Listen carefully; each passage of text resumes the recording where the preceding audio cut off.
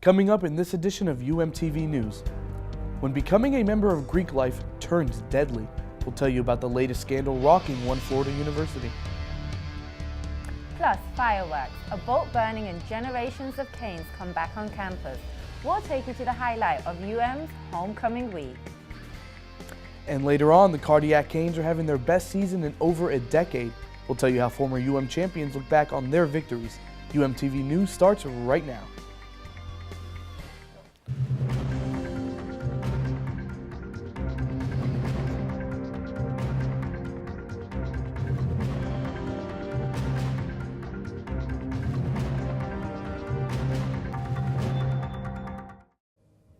Hello, welcome to UMTV News. I'm Jihad Shatara.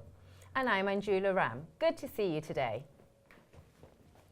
Greek life is all about having fun and serving the community, but at Florida State University, Greek life is now suspended indefinitely after the death of one student. Florida State President says that he is looking to send a message to all parties involved.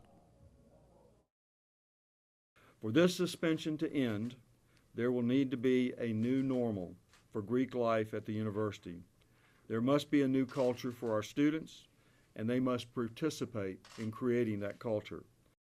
Death of a 20-year-old pledge in the Pi Kappa Phi fraternity at FSU is the reason for the ban. The pledge was found Friday morning after attending a party Thursday night. Officials believe alcohol was involved but are waiting on autopsy results. The ban enforces all events, chapters, and even tailgates to stop immediately.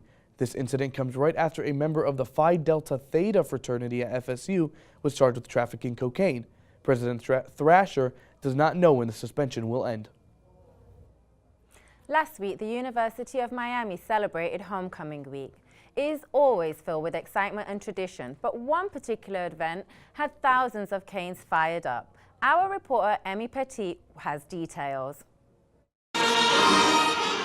Lake Osceola was surrounded by canes in anticipation of the traditional homecoming boat burning celebration Friday night. During the event, a boat is placed in Lake Osceola marked with a flag of the homecoming game opponent and is later set on fire to sink.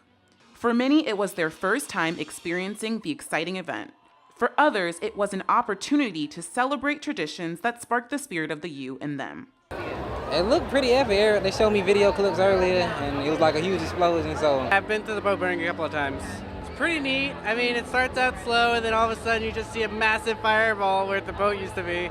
So it's kind of an interesting sight to behold. Canes young and old came out to show their love for the U. We started school 20 years ago, so we've been to 20 homecoming events. We met at the U, we fell in love with the U, and we love the U. Go Canes! Go Canes! Let's go Canes! This year's homecoming theme was the magic of the U, which tied in perfectly with the long-standing tradition which comes with its own superstitions. The tradition states that if the mast of the boat hits the water before the boat sinks, the Canes will win the homecoming game. I do believe in the superstition, and everybody needs to because it matters. The night capped off with magical fireworks and hopeful Canes looking forward to a homecoming victory. For UMTV, I'm Emmy Petit. Cane Talks feature some of the University of Miami's leading thinkers in education and the community. And this week, the talk welcomed an organization that is breaking barriers here at the School of Communication. UMTV's Rebecca Chung joins us live now. Rebecca, how has this new program taken the learning experience beyond the classroom? Thank you, Jihad. Breaking down educational barriers. That's the motto of the newest class at the School of Communication. Orange Umbrella gives students the opportunity to learn through interactive, real-world experiences before they graduate. Show us your idea. Eyes and ears wide open as students present their latest projects. But these projects are not the ordinary research paper, and their classroom is not the average lecture hall.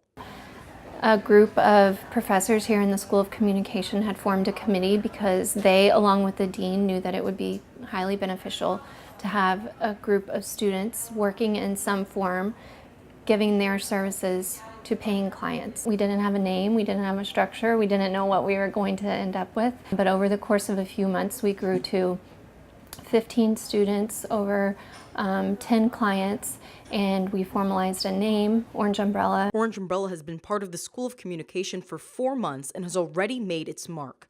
The interactive edge of the program has made it the newest feature in a series of University of Miami Cane Talks. But the real talk starts outside the classroom. One of the greatest things you'll hear across any industry is get an internship as a student. You're looking for hands-on, real-life experience. They want to know that you've been in the trenches, that you've made mistakes, that you've learned from them. There's a lot of room for bettering oneself because you have a lot of freedom. Yes, you have to get things approved depending on your role, but you can pick your clients and you can pick who you want to work with. So it's not like a class where you're given a rubric and you have to follow those instructions.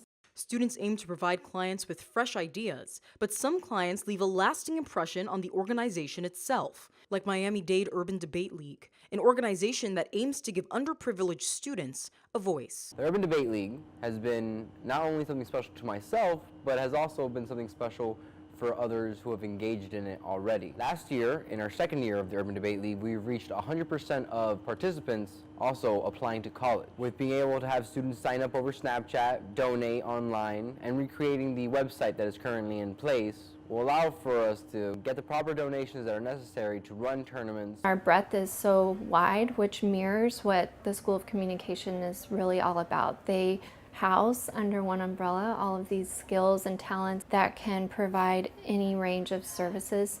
And some students find that the biggest reward in learning comes from experience. Whenever that idea clicks and you finally are able to solve the initial brief or the initial ask that the client gave you, you sort of get this feeling in your head, and there's nothing better than seeing the same feeling happen to the client. It is one of the richest ways to educate students and those that are willing to get their hands dirty and work with clients and collaborate. If you would like to be a part of Orange Umbrella, you can apply online at orangeumbrellamiami.com. Applications are open until the end of November. Looks like a really interesting organization. I can't believe it started right here on campus. Pretty crazy. But we'll take a short break for now. When we come back, 1 month after the deadliest mass shooting in recent U.S. history, dozens are dead after another shooting in a Texas church. We'll bring you the details. And we'll introduce you to one woman with a powerful story of self-acceptance. Don't go away. You're doing great. We're gonna try this again, okay? Okay. Wheels, pedals, handlebar, brakes. Sit up straight, keep your weight in the center, keep your eyes on the road, hands on the grips, button the seat. If we feel ourselves falling, what do? Just keep pedaling. Good girl. Now remember, it's all about balance and steering. Steer with your hands, steer with your body. Steer into the corners and you stay out of trouble. And the bell's your buddy, so go ahead and ding that. All right, you ready? Here we go. Pedal, honey, pedal. There you go, you're a bike rider.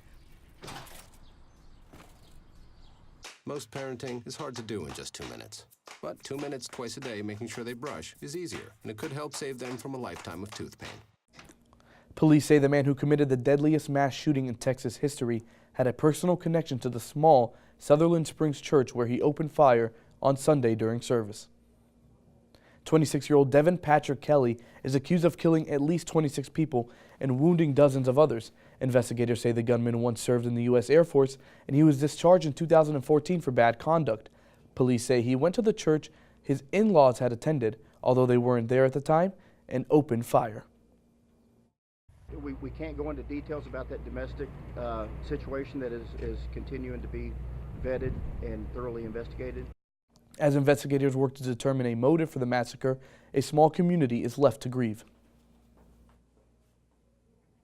Donald Trump's message to North Korea has been loud and clear, but right now he's virtually within shouting distance of this anniversary.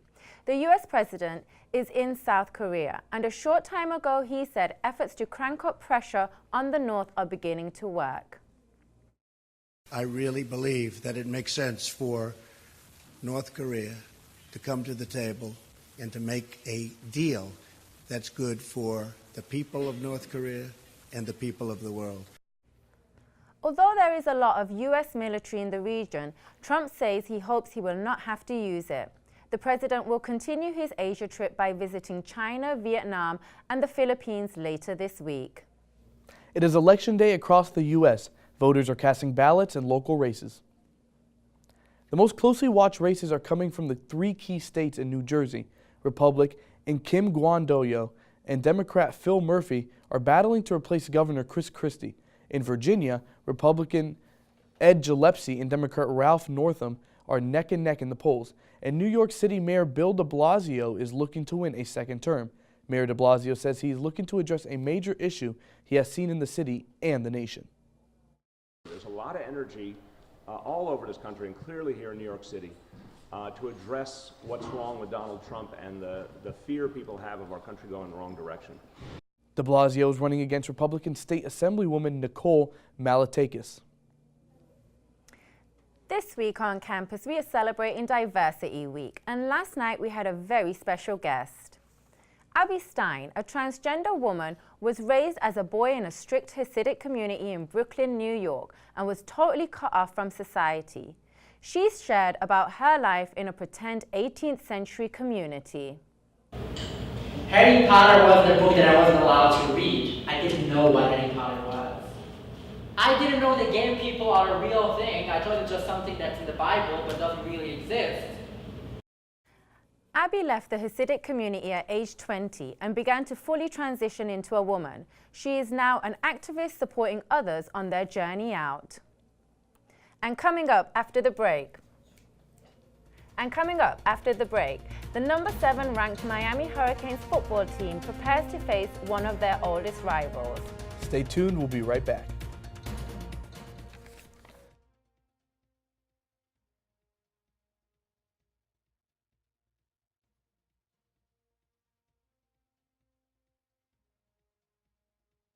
And she's allergic to cats. Every sneeze was a nail in my coffin. Now I'm in a shelter. It's decent, but they don't even have Wi-Fi.